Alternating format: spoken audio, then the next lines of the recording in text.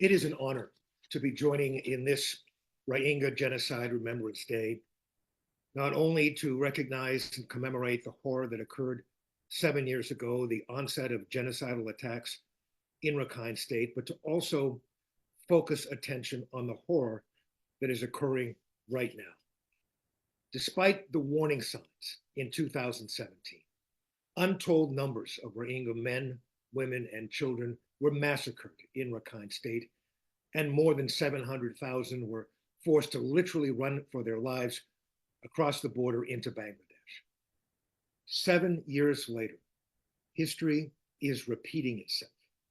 In Rakhine State, Rohingya civilians are being systematically attacked, displaced, and killed. Just like 7 years ago, glaring warning signs are being ignored by the international community as the lives of hundreds of thousands of Rohingya hang in the balance. Myanmar's military junta has carried out a deliberate campaign to inflame tensions between the Rohingya and Rakhine communities in Rakhine State, fueling resentment and prejudice to toxically high levels.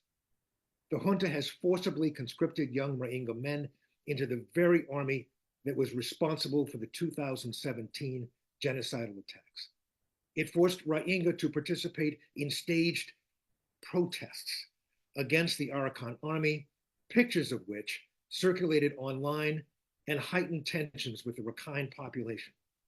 Some Rohingya militant groups have cynically aligned with the junta and participated in attacks on Rakhine villages. Rohingya villages are reportedly being burned to the ground by Arakan army forces that continue their military campaign to expel junta forces from Rakhine State. Both Arakan army and junta forces have been imperiling innocent Rohingya by setting up bases inside Rohingya villages, exposing them to the hellfire of artillery and drone attacks from both sides. The death toll continues to mount in northern Rakhine State, with tens of thousands of Rohingya displaced, cut off from humanitarian aid, and forced to fend for themselves to find food, water, and shelter. Growing numbers, including young children, are starving or perishing from diseases and lack of access to medical care. Now, just as in 2017, thousands of Rohingya with nowhere else to turn are seeking safety and shelter in Bangladesh.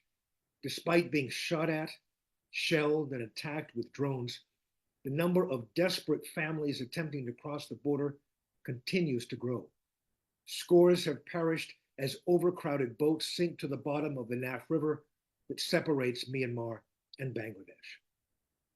The way to end this cycle of horror and violence, a cycle that is repeating itself even as governments take note of the 7th anniversary of the Rohingya genocide, is to put an end to the conditions that enabled that genocide.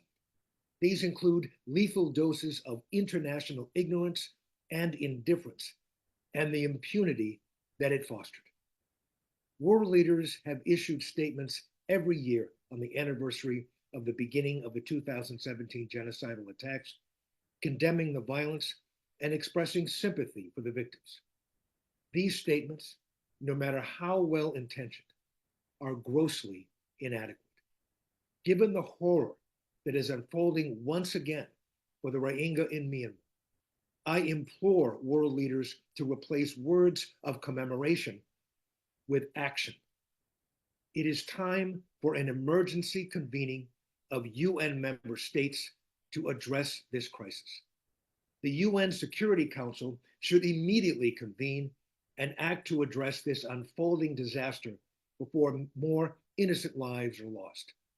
If the Security Council will not act, then I call for an emergency convening of UN member states and non-state actors that are ready to act on behalf of those who are under siege. Such a convening can begin to address the crisis by shining the spotlight of world attention on a crisis that remains in the shadows, attention that can cultivate and sustain the political will needed for action. Launching an emergency action plan that includes the strong, practical measures necessary to address the causes of this crisis and its consequences, while building strong, sustained support for the implementation of the plan from member states.